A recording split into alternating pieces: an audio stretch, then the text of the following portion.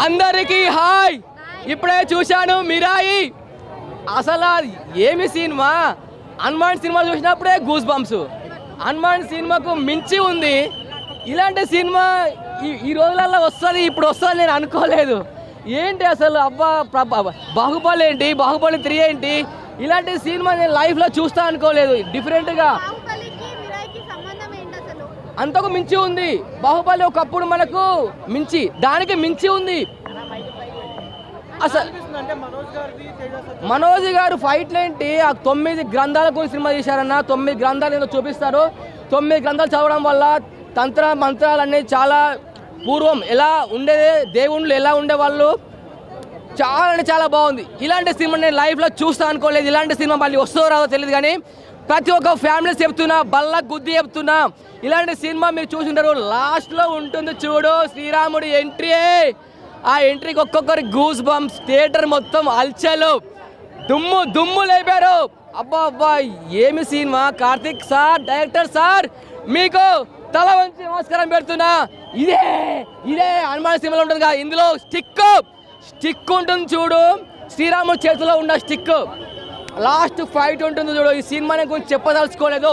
ఈ సినిమా ప్రతి ఒక్క ఫ్యామిలీ, ప్రతి ఒక్క పిల్లలు, ప్రతి ఒక్క నాకు చెప్పాలంటే నాకు మాటలు రావట్లేదు. ఇలాంటి సినిమా నేను చూసిన, ఇలాంటి ఇప్పటివరకు ఇంత గట్టిగా రివ్యూ ఎప్పుడు ఇవ్వలేదు. ఇప్పుడు ఇస్తున్నా చూడు. బల్ల కాదు, గుండు కొడుచుకొని చెప్తా. సినిమా బాగలేదు అని అంటే చెప్తున్నా. ఇలాంటి మంచు మనోజ్ గారు ఏంటి, మీ యాక్టింగ్ ఏంటి, మీ ఫైట్స్ ఏంటి, అబ్బా ఆయుధాలు, డిఫరెంట్ కాస్ట్యూమ్స్, డిఫరెంట్ స్టోరీ, అబ్బా ఇంత డెప్త్గా సినిమా తీసిరంటే మిరాకిల్. ఈ సినిమా 10,000 కోట్లు చెప్తున్నా, 100% 10,000 కోట్లు పక్కా. Pan India movie, 100% pan India movie, 5 star rating. బయటకు వచ్చాను అనిపిస్తుంది. ఎందుకు అంటే మన ఇతిహాసాన్ని, మన పురాణాన్ని వాడుకొని కార్తిక్ ఘట్టమనేని గారు తేజ సజ్జా గారితో ఒక మంచి ప్రయత్నం చేయడం అయితే జరిగింది.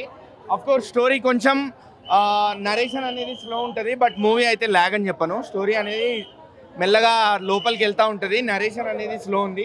ఫస్ట్ హాఫ్ బిగినింగ్లో కూడా స్లో ఫీల్ అవుతారు, అలానే సెకండ్ హాఫ్లో కూడా కొంచెం స్లో ఫీల్ అవుతారు జనాలు. బట్ అది ల్యాగ్ కాదు, నరేషన్ అనేది స్లో నరేషన్. అంతకు మించి సినిమా బాగాలేదు అని అయితే చెప్పను. వితౌట్ ఎక్స్పెక్టేషన్స్, 0 ఎక్స్పెక్టేషన్స్తో సినిమాకి వెళ్ళండి, ఎంజాయ్ చేస్తారు. ఒక మైథలాజికల్ ఫిక్షన్ అని చెప్తా. ఎందుకు అంటే మన ఇతిహాసాన్ని, మన పురాణాన్ని వాడుకొని కల్పితంగా మనకి ఒక ఫ్యాంటసీని చూపించడం జరిగింది. అండ్ సినిమాలో చాలా సర్ప్రైజెస్ ఉన్నాయి. ఒకటి ట్రైలర్లో ఆల్రెడీ మనం చూసాము, ఒక పక్షి రూపంలో.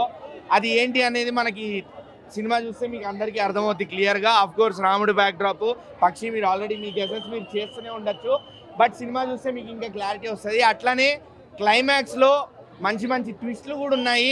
ఎవరు పోస్ట్ క్రెడిట్స్ అనేవి మాత్రం మిస్ అవ్వకండి. పోస్ట్ క్రెడిట్స్లో మంచి సర్ప్రైజ్ ప్లాన్ చేశారు.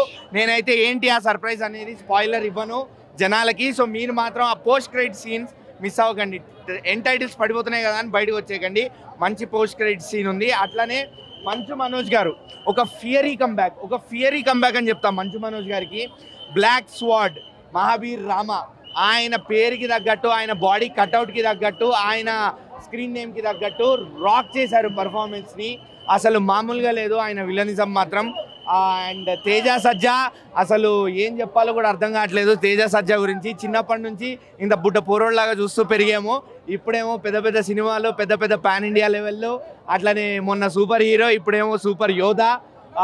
Absolutely killing it on big screens Teja Sajja గారు మాత్రము. బ్యూటిఫుల్ పర్ఫార్మెన్స్, యాక్టింగ్ కానివ్వండి, మూవీలో ఉన్న కెమిస్ట్రీ కానివ్వండి, కో యాక్టర్స్తో ఆయనకున్న బాండింగ్ కానివ్వండి, everything worked out so beautifully. And Harigowda గారు బ్యాక్గ్రౌండ్ మ్యూజిక్ మాత్రం ఎరగదీసేశారు. ఆ సీన్కి మీకు ఆ జనాలని మీరు కళ్ళకు కట్టినట్టు సీన్ని చూపించాలి అంటే ఆయన బ్యాక్గ్రౌండ్ మ్యూజిక్ చాలా బాగా ఉపయోగపడింది. బ్యాక్గ్రౌండ్ మ్యూజిక్తో ఆకట్టుకున్నారు. అండ్ విఎఫ్ఎక్స్ విషయానికి వస్తే మాత్రం టాప్ నాచ్ వర్క్. అంటే మీకు ఎట్లా అంటే ఎక్కడ ఇది ఏదో చిన్న మూవీ ఆడుతూ పాడుతూ తీసేశారు అన్నట్టు ఎక్కడ అనిపించదు. ఆ విఎఫ్ఎక్స్ చూస్తే అంత మంచి విఎఫ్ఎక్స్ కనిపిస్తుంది. ఒక గేమ్ ఆఫ్ థ్రోన్స్లో మనం డ్రాగన్స్ని చూస్తాం కదా, మన ట్రైలర్లో చూపించింది చాలా తక్కువ. ఆ పక్షి సీక్వెన్స్, ఆ ఫైట్ సీక్వెన్సెస్ అవన్నీ చూస్తే మనకి గేమ్ ఆఫ్ థ్రోన్స్ కానీ మార్వెల్ అవెంజర్స్ కానీ ఆ మిస్టికల్ సీక్వెన్సెస్ కానీ అవి ఏమీ తక్కువ కాదనిపిస్తుంది. అంత బాగుంది. విఎఫ్ఎక్స్ కూడా అసలు పేరు పెట్టడానికి లేదు. మేబీ జనాలు కొంచెం స్లో అని ఫీల్ అవుతారు, ల్యాగ్ అంటారు, కానీ అది స్లో కాదు. నరేషన్ అనేది స్లోగా వెళ్ళింది. బ్యూటిఫుల్ స్క్రీన్ ప్లే అది.